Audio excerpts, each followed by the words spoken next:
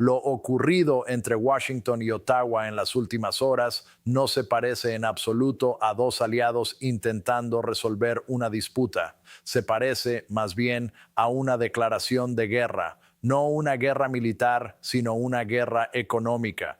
Durante décadas, Estados Unidos y Canadá han compartido la relación económica más integrada del mundo, dos países funcionando casi como una sola maquinaria silenciosa y eficiente. Pero esta mañana esa maquinaria empieza a romperse. Donald Trump no se limitó a imponer aranceles a los productos canadienses. Fue mucho más lejos de lo que la mayoría anticipaba. Firmó una orden oficial utilizando poderes económicos de emergencia contra Canadá.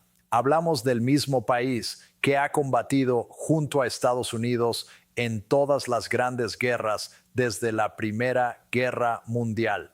El mismo país que acogió a miles de estadounidenses varados tras los atentados del 11 de septiembre. El mismo país con el que Estados Unidos mantiene la cadena de suministro más compleja de la historia del comercio global. Y aún así, Trump lo calificó como una amenaza para la seguridad nacional. La respuesta de Mark Carney tomó a todos por sorpresa. No protestó, no suplicó, no llamó a Washington, actuó. Lo que firmó en las últimas 12 horas tiene el potencial de redefinir la economía global durante una generación. Sus efectos ya se sienten en Wall Street, en los mercados europeos, en los precios de la energía y, en última instancia, en las cuentas bancarias de millones de personas. Trump está furioso, el Congreso alarmado y gran parte de los medios distraídos con la historia equivocada. Para entender cómo hemos llegado hasta aquí, conviene retroceder 72 horas. Todo comenzó con un silencio inquietante. Tras el primer enfrentamiento arancelario, cuando Carney rechazó públicamente las exigencias de Trump, se esperaba una escalada inmediata. Las cadenas de noticias apostaron cámaras frente a la embajada canadiense. Los periodistas vigilaban las redes sociales del presidente estadounidense minuto a minuto. Todos anticipaban el próximo estallido, pero no ocurrió nada. Durante 3 días completos, Ottawa guardó silencio. No hubo comparecencias públicas, ni filtraciones, ni comunicados oficiales. La oficina del primer ministro se limitó a decir que Canadá estaba evaluando todas sus opciones. En Washington, ese silencio se interpretó como una rendición. Algunos medios afirmaron que Canadá había cedido a la presión. Trump celebró prematuramente en redes sociales, calificando a Carney de banquero fracasado que había aprendido la lección. Funcionarios de la Casa Blanca insinuaron que Ottawa había contactado discretamente para negociar. No era cierto. Canadá no estaba negociando, estaba construyendo algo, y nadie en Washington lo comprendió hasta que ya era irreversible. A las 6 de la mañana, hora del este, antes de la apertura de los mercados y antes de que Trump comenzara su jornada, Mark Carney apareció ante la prensa, no en Ottawa, sino en Bruselas. A su lado, la presidenta de la Comisión Europea. En una pantalla, el primer ministro japonés conectado en directo. Carney hizo 3 anuncios simultáneos. Cada uno cayó en Washington como un golpe directo. El primero fue la creación de una asociación económica de emergencia entre Canadá y la Unión Europea. No se trataba de un acuerdo comercial convencional, sino de una integración acelerada, reconocimiento mutuo de estándares, normas compartidas y acceso preferente a los mercados. Este movimiento llevaba meses preparándose. Carney lo había anticipado desde su llegada al cargo. Mientras Trump se expresaba en redes sociales, Carney negociaba. Mientras la Casa Blanca celebraba, Ottawa mantenía llamadas discretas con Bruselas a altas horas de la madrugada. El mensaje era claro: si Estados Unidos no quería productos canadienses, Europa sí, y Canadá tendría ahora un acceso sencillo y rápido a ese mercado. En menos de 90 minutos, el tipo de cambio entre el euro y el dólar canadiense se movió más que en los 6 meses anteriores. Las acciones energéticas europeas subieron con fuerza. Las compañías petroleras canadienses, castigadas por el temor a los aranceles, se dispararon casi un 9% antes del mediodía. El capital reaccionó antes que los políticos. El segundo anuncio fue aún más inquietante para Washington: el acuerdo energético del Corredor del Pacífico. Canadá confirmó un acuerdo acelerado con Japón y Corea del Sur para redirigir gas natural licuado y crudo pesado hacia el Pacífico, en lugar de enviarlo al sur a Estados Unidos. Para ello, el gobierno canadiense activó poderes de emergencia para acelerar la construcción de oleoductos y puertos en la costa de Columbia Británica, eludiendo revisiones medioambientales que habían bloqueado estos proyectos durante una década. El giro es revelador. El antiguo gobernador del Banco de Inglaterra, conocido por su discurso sobre finanzas climáticas, dejó claro que, en momentos críticos, la seguridad económica de un país prevalece sobre cualquier ortodoxia política. El mensaje a Washington fue inequívoco: Canadá ya no aceptará el papel de proveedor cautivo. La dependencia energética de Estados Unidos tiene fecha de caducidad. No en 10 años, sino en 18 meses. Esto es lo que realmente inquieta a la Casa Blanca. Gran parte de la infraestructura energética estadounidense, especialmente en el Medio Oeste y la costa del Golfo, está diseñada específicamente para procesar crudo pesado canadiense. No se trata de cambiar de proveedor con facilidad. Adaptar esas refinerías a otro tipo de petróleo costaría miles de millones y llevaría años. Carney lo sabe. No necesita cortar el suministro hoy. Basta con demostrar que podría hacerlo mañana. Y eso fue exactamente lo que hizo. El impacto en los mercados estadounidenses fue inmediato. Las acciones de las refinerías cayeron cerca de un 6% de forma generalizada. Empresas como Marathon Petroleum, Valero y Phillips 66 perdieron miles de millones en capitalización en cuestión de horas. En Wall Street, los analistas de Goldman Sachs enviaron una nota urgente a sus clientes. El asunto se resumía en 2 palabras: riesgo de suministro. En el lenguaje financiero, eso equivale a una advertencia clara de problemas estructurales. Pero lo más inesperado aún estaba por llegar. El tercer anuncio de Mark Carney fue, sin duda, el más perturbador para Washington: la creación de una alianza digital. Canadá confirmó una asociación estratégica en infraestructuras digitales e inteligencia artificial con la Unión Europea, el Reino Unido, Japón y Australia. El acuerdo incluye estándares comunes de datos, normas compartidas de seguridad en inteligencia artificial y el reconocimiento mutuo de la propiedad intelectual digital. Y aquí está el detalle más significativo: Estados Unidos quedó explícitamente fuera. Conviene subrayarlo. 5 economías occidentales de primer nivel acaban de crear un marco tecnológico conjunto sin la participación estadounidense. Algo así no tiene precedentes. Desde 1945, Estados Unidos ha sido el eje central de todas las grandes estructuras económicas y tecnológicas del mundo occidental. En una sola mañana, Mark Carney lo dejó fuera de la sala. ¿Por qué importa tanto? Porque la próxima fase del crecimiento económico global se basa en los datos y la inteligencia artificial. Quien establece las reglas controla el futuro. Si estos 5 países armonizan sus regulaciones mientras Estados Unidos queda al margen, las empresas tecnológicas estadounidenses se enfrentan a un escenario complejo y costoso: cumplir con 2 sistemas normativos distintos, asumir mayores costes y perder acceso fluido a mercados clave. La reacción fue inmediata. Los lobbies tecnológicos de Silicon Valley inundaron el Capitolio con llamadas antes del mediodía. El índice Nasdaq cayó 550 puntos, su peor jornada en 14 meses. Meta, Google y Microsoft registraron descensos significativos. No por un deterioro de sus modelos de negocio, sino porque el mercado comprendió algo fundamental: la supremacía tecnológica estadounidense no es un derecho adquirido.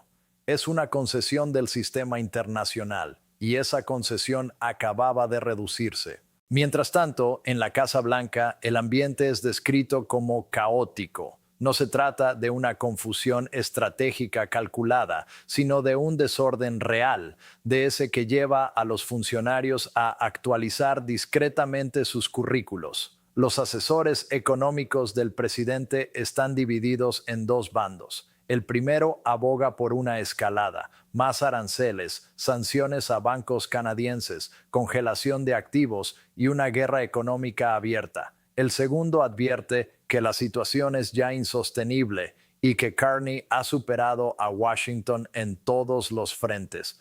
Piden una desescalada urgente antes de que el daño sea irreversible.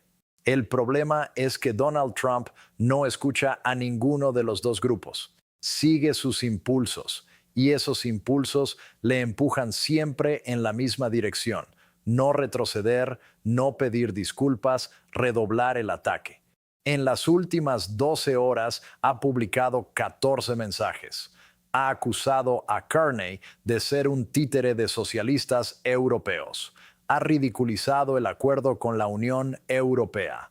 Ha vuelto a amenazar con retirar a Estados Unidos de la OTAN. Incluso ha sugerido sancionar al sistema bancario canadiense, uno de los más sólidos del mundo industrializado, que sobrevivió a la crisis financiera de 2008 sin que colapsara una sola entidad, mientras los bancos estadounidenses se desplomaban. Pero hay algo que Trump no está haciendo, no está llamando, no está enviando emisarios, no está negociando. Todo es confrontación, sin diplomacia, y el mundo observa y extrae conclusiones. Para entender la magnitud de lo ocurrido, hay que analizar la estrategia de Mark Carney, no desde la simpatía política, sino desde el análisis del poder. Carney ha comprendido algo esencial que Trump parece ignorar. En el siglo XXI, el poder económico no se mide solo por el tamaño de una economía, sino por su grado de interconexión. Estados Unidos sigue siendo la mayor economía del mundo, sin duda, pero ese tamaño pierde valor si el resto decide rodearlo. La analogía es sencilla. Carney está construyendo una vía de circunvalación. No intenta derrotar a Estados Unidos, intenta hacerlo prescindible. Y eso representa una amenaza mucho más profunda que cualquier arancel. Trump concibe el poder en términos de intercambios directos. Tú me das, yo te doy, pero no comprende los sistemas en red. No entiende que al presionar un nodo de una red interconectada, el resto se reorganiza, busca rutas alternativas y crea nuevos vínculos. Y una vez establecidos, esos vínculos no desaparecen cuando cesa la presión, son permanentes. Cada acuerdo que Carney firma reduce un poco más la centralidad estadounidense en la economía global. No porque un solo tratado sustituya al mercado americano, sino porque en conjunto demuestran que no es la única opción. Y cuando el mundo interioriza esa idea, la influencia que Washington ha ejercido durante 8 décadas comienza a erosionarse. La Casa Blanca cree que está negociando, no lo está. Se encuentra en medio de una reconfiguración profunda del orden económico mundial. Carney no está negociando con Trump, está negociando con el futuro, y Estados Unidos por ahora no forma parte de esa conversación. Y aquí es donde surge la verdadera preocupación. No se trata de teorías ni de documentos. Los efectos ya están en marcha y las consecuencias empiezan a sentirse ahora. Si vive en Michigan, conviene que preste atención. La economía de su estado depende profundamente de la cadena de suministro de la industria automotriz que cruza la frontera canadiense. Esa cadena está ahora bajo amenaza. Cada día que pasa, las empresas buscan alternativas, miran hacia México, exploran proveedores en otros continentes. Y cuando esas nuevas relaciones comerciales se consolidan, los empleos no regresan con el fin de los aranceles, se pierden de forma permanente. Lo mismo ocurre en Minnesota, Wisconsin o Dakota del Norte. El flujo constante de energía canadiense hacia Estados Unidos es lo que mantiene los costes de calefacción bajo control y permite que la industria regional siga siendo competitiva. Si parte de ese suministro se redirige hacia el Pacífico, incluso de manera parcial, esos estados competirán directamente con Japón y Corea del Sur por el mismo barril de petróleo. El resultado es previsible. costes más altos y menor competitividad. En el sector tecnológico, el nuevo acuerdo digital impulsado por Mark Carney plantea un desafío estructural. Las empresas se enfrentan ahora a un entorno normativo fragmentado.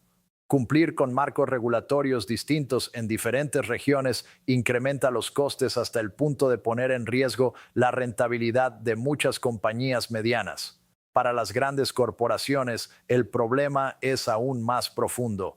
Un mundo en el que los estándares estadounidenses ya no son los que el resto del planeta adopta por defecto.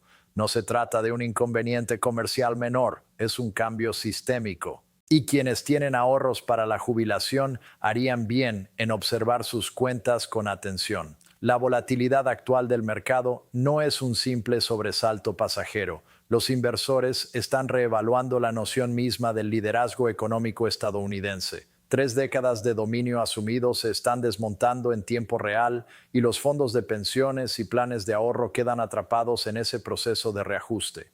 Pero más allá de los mercados, hay una dimensión más profunda y preocupante.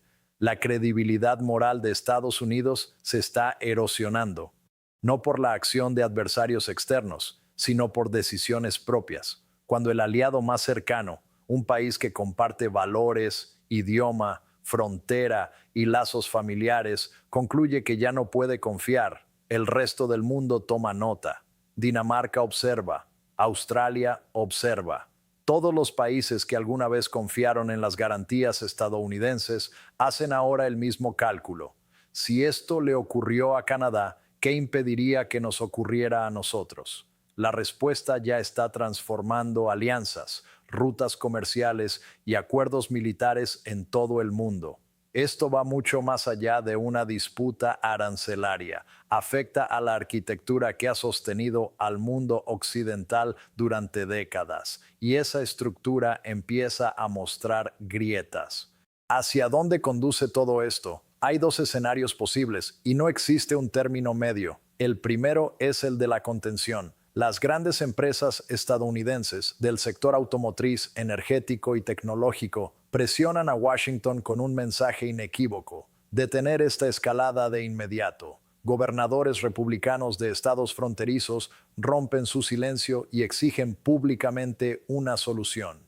Trump, enfrentado a mercados inestables y a un descenso en su apoyo político, acepta una cumbre que le permita salvar la imagen.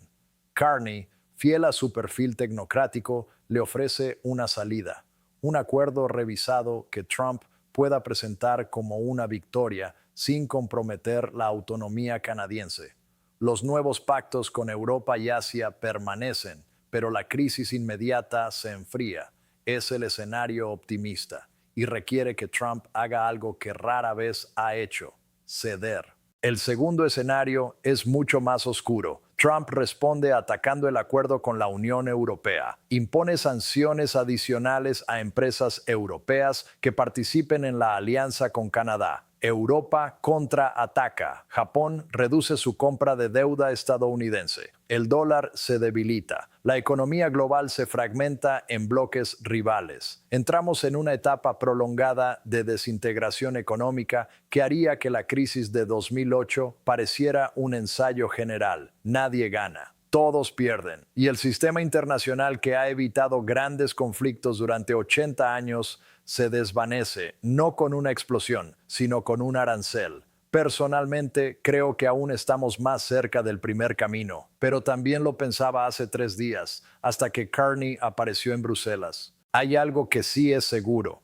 La relación entre Estados Unidos y Canadá no volverá a ser la misma, incluso si la crisis se resuelve mañana. La confianza se ha roto, y eso no se restaura con facilidad. Canadá ha aprendido que Washington puede tratarlo como un adversario cuando resulta políticamente conveniente, y Canadá ha demostrado que dispone de alternativas. Ese conocimiento cambia el equilibrio de forma permanente.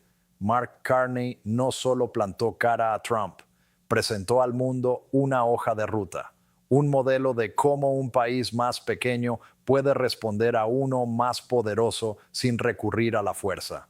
Utilizó las herramientas del siglo XXI, finanzas, diplomacia y sincronización estratégica. Aprovechó relaciones que Trump no tiene y competencias que Trump no domina. Transformó lo que muchos veían como la mayor debilidad de Canadá, su dependencia de Estados Unidos, en una ventaja decisiva, al demostrar que esa dependencia es mutua. La pregunta ahora es si Washington aprenderá la lección. Si alguien en esos despachos observará los restos humeantes de la credibilidad estadounidense y concluirá que quizá no sea prudente tratar a los aliados como enemigos. No soy especialmente optimista, pero ya me he equivocado antes. La cuestión queda abierta. ¿Está Carney protegiendo a Canadá o asumiendo un riesgo innecesario para la economía global? ¿Está Trump defendiendo los intereses estadounidenses o erosionando las alianzas que lo sostienen? Y cuando el polvo se asiente, ¿qué país saldrá realmente fortalecido?